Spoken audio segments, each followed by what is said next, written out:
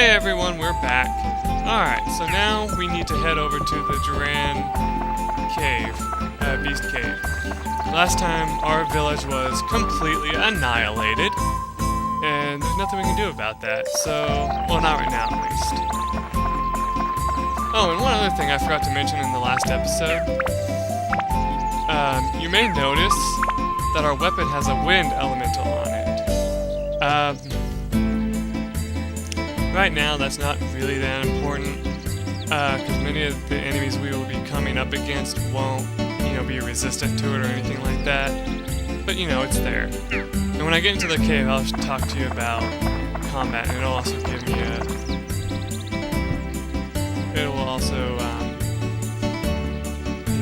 go into a tutorial about it, I'm sure.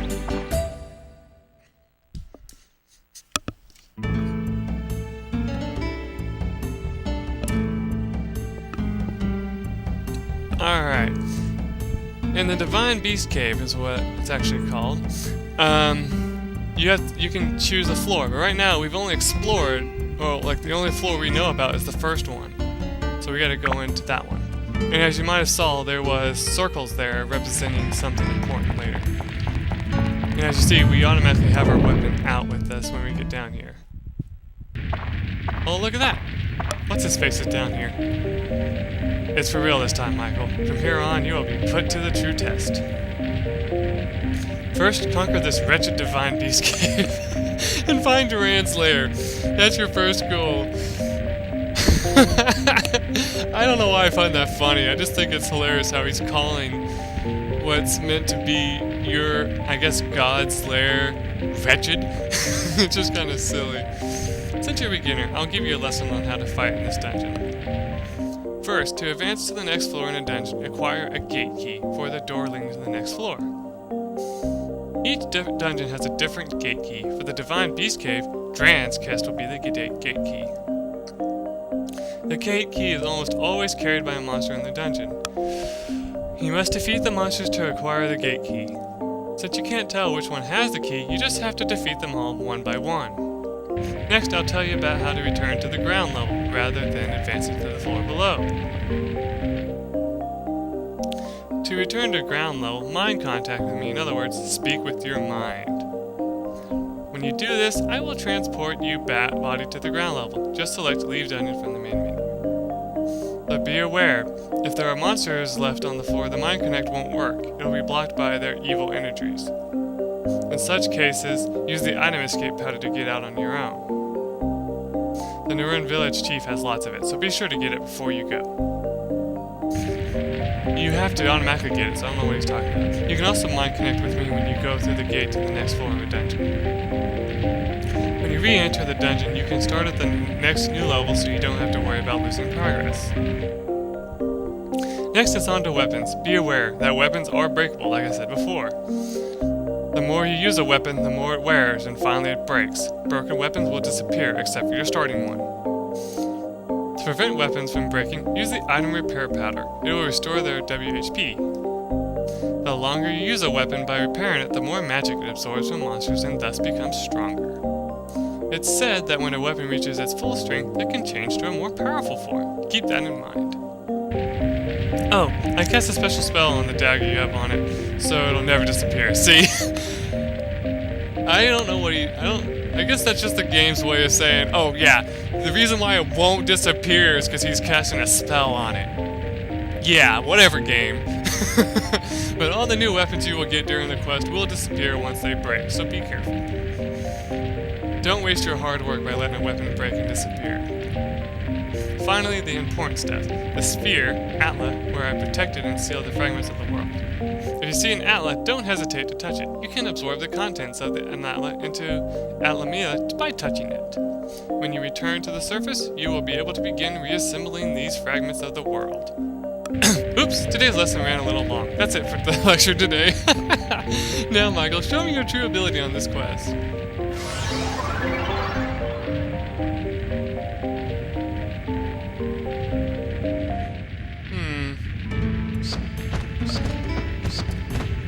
I just realized that he didn't tell us much. Ah!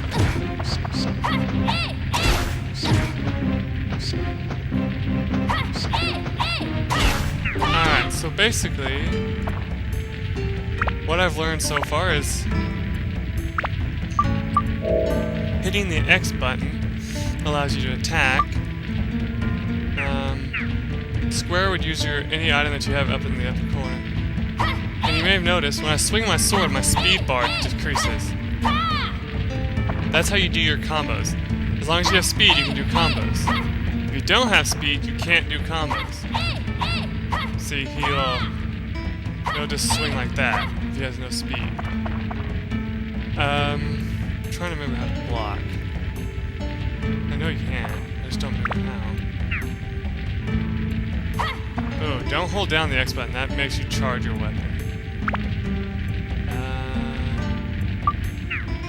We'll figure that out later. It's not really important because you can kind of dodge in this too. Alright, here's your dungeon door right here. They're pretty much random where they're going to be. I don't think every map is the same when you first start the game. So if you are playing along with me, like I'm hoping that's something you will, because this is a fun game, and if you have it, it's great. Because then you get to play along and replay this awesome game if you haven't played it in a long time. But basically, I think most often dungeons are always randomized. Alright, here's one of those things that you talked about. Hit X on it. We'll open it up. And you gain a lamp. That may not seem like the greatest thing in the world, but it'll become useful later. As you can see, there's also a way to tell when there's enemies on the map. Alright, now this thing is a dasher. They're pretty bad because they can run towards you and do a lot of damage. So what you want to do is move out of the way like that, run up and hit them, and then kill them. Yeah. Most of the enemies that you run into in this area are very simple to kill. And by the way, I just learned that O is how you lock on.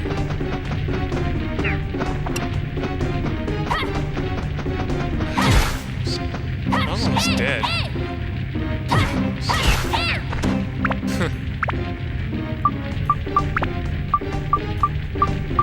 So I'm doing pretty terrible, I might admit. Oh, okay. Here's another interesting thing. In certain levels that you will come to, because like if you return to a place, I think it's always the same, but you'll find like, you know, a tram, and it says there's a tram with rusty wheels, use item with square. Well, right now we have nothing that can, you know, heal rust, so we can't do anything with that yet.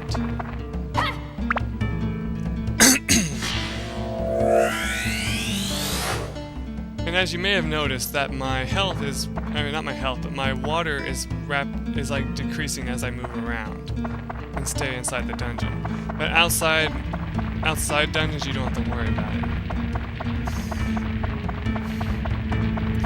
Another thing I might want to mention is those question marks are not always things like that. They can also be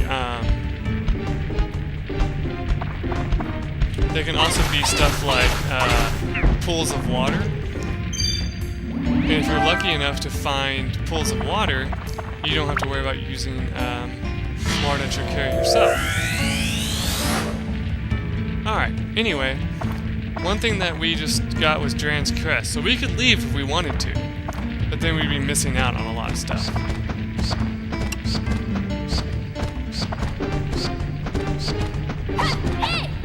One thing you don't want to happen is get hit by multiple enemies. Oh, check that out. He dropped some repair powder. There's the charge move. If you hold down X, you'll charge up your weapon and do massive damage. However, it really screws with your weapon's energy. Like, it will decrease it a lot. So use it sparingly. Phew, I feel short of breath today.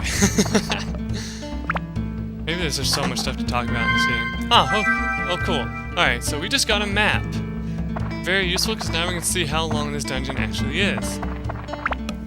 There's another item that you can find that will show you where enemies are, but it's usually the last item I find, so we're probably not going to get lucky with that. Oh, and you may have noticed that I got a wind element. Those will become useful later. Right now we can't use it because our weapon hasn't upgraded. You might be wondering, upgraded like you said before? Yeah, upgraded. If your weapon upgrades, you are allowed to put multiple items on it. There's the magic crystal. That's what allows you to see every enemy in the map. And where treasure chests are and stuff like that. There's a bat coming up. Oh, and a bone key is for opening doors that you find. Getting thirsty! That's another meme from another game I used to play.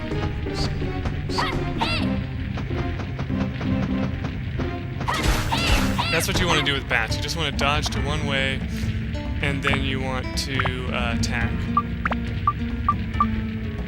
And as you saw when I used the water, I fully healed my thirst. But you already knew, of course. Alright, there's a fence.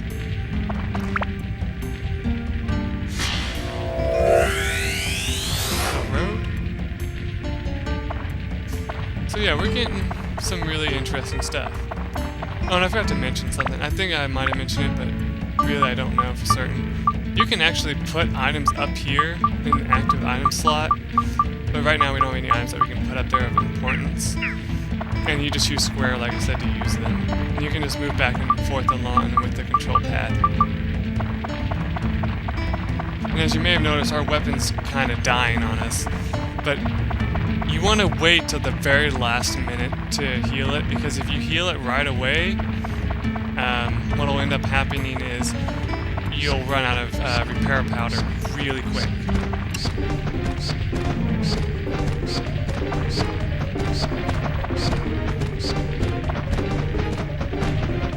He still got me. The reason why I'm worried about that is because I don't have any healing items. Oh, it's just gold. I thought that was repair powder last time. Okay, well, since it's this close, I'm going to go ahead and use it just to show you what it does. You have to put it on your weapon, and then it heals your weapon fully up for you.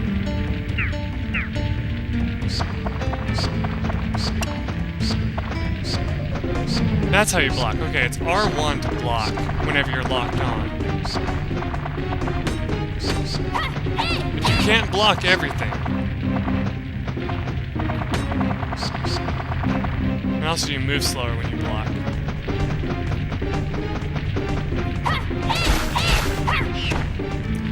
Okay, Dagger's APS is full. You can now upgrade it. Now, what that means is you can go to your weapon, and if you had power-up powder, you could upgrade it. But since we don't, we can't upgrade it right now. And we're about to die as well, which kind of sucks. But hopefully if we don't run into any more bats, we should be fine. And the cool thing is if you attack first, some enemies can't attack back. So that's always a good thing to do, is to try and attack first. It's a bone-shaped keyhole. That's what happens if you hit the wrong button. There we go.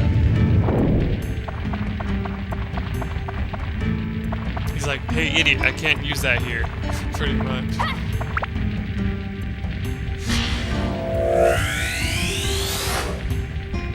Really, whenever it's like this, I am tempted to leave because of just how badly injured I am. But at the same time, I'm hoping to find something to heal myself with in these chests.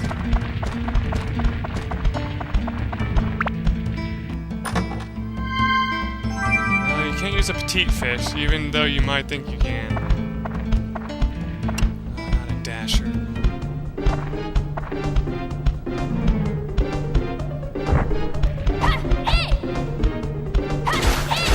To use my charge attack just to finish him off, but I know that if I do that, I'm going to be in trouble. Alright, that's just a skeleton. I can kick his butt pretty easily.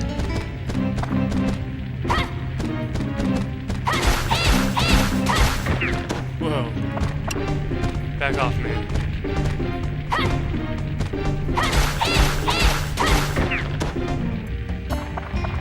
Ooh, a big chest. Now these can have a few things in them.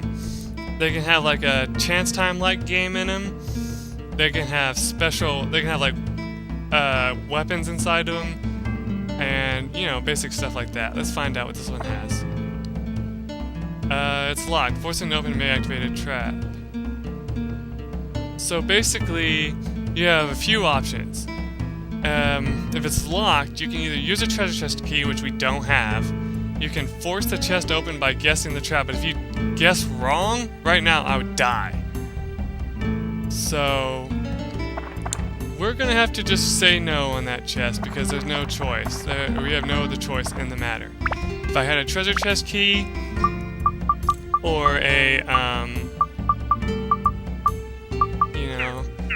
or more health, then I would guess the trap.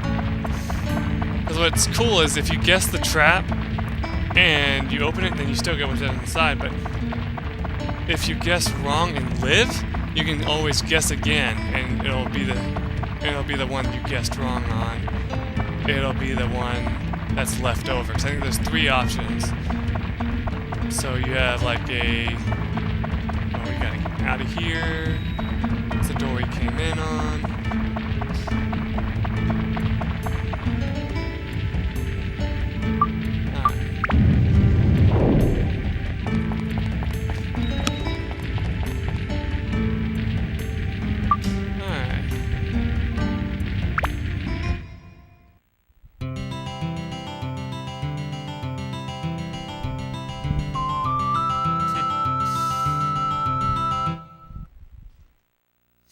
Alright, so now that we're done with that floor, we head back out here, and we run into what's-his-face again. Haha, seems like you finally come back with some Atla.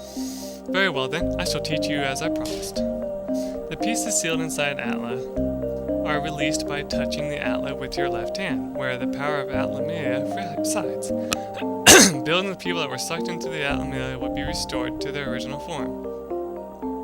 Once you bring them back to the ground level, you can arrange them as you wish. By going back and forth between the dungeon and ground level, you can restore the earth to its original form. That's your mission as the one who was granted the power of Atla-melia. Now, let us move on. This may get a bit technical. If you wanted to place buildings, etc., press the select button while walking and go to edit mode. Which is ironic that he shows what we're going to be building soon. Press the select button again to return to walking mode. In edit mode, you can reassemble buildings that have fallen apart and place them on the ground. Seeing is believing. Try it yourself. Must be faster than listening to my lecture. He nods his head. And yes, if ever you forget the things I teach you, use this. We got a manual. Didn't that come with the game? It's a guide for using Atla-melia and other things. I wrote it for beginners like you. Manual can be selected from the main menu. Read it really carefully. Okay, I leave the world reconstruction to you. I'll be watching. Ha ha ha, so long.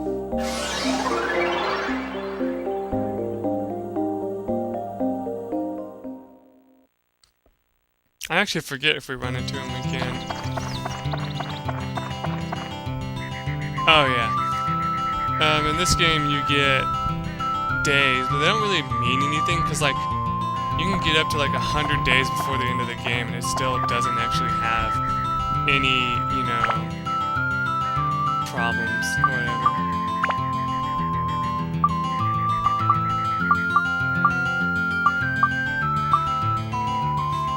Daily training makes for muscular body, so let's try this guy. Yeah.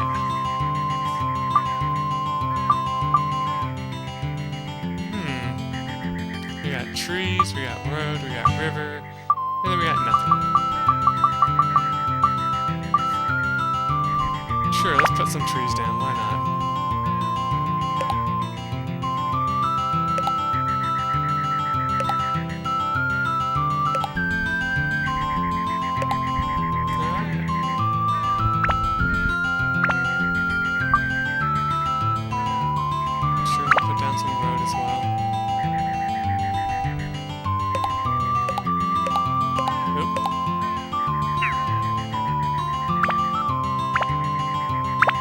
kind of annoying. If you put it in the wrong spot, you have to move it again.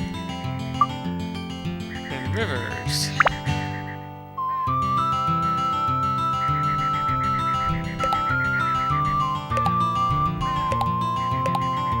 There. Alright. Let's go talk to the mayor again.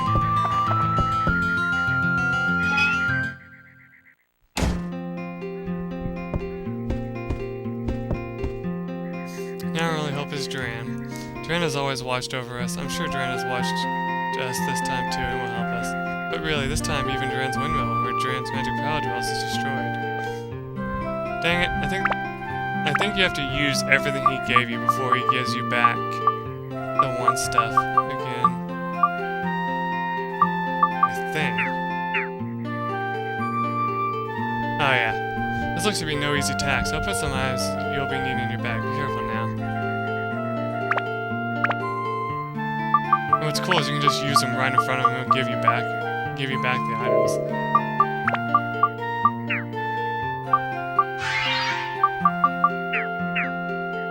There.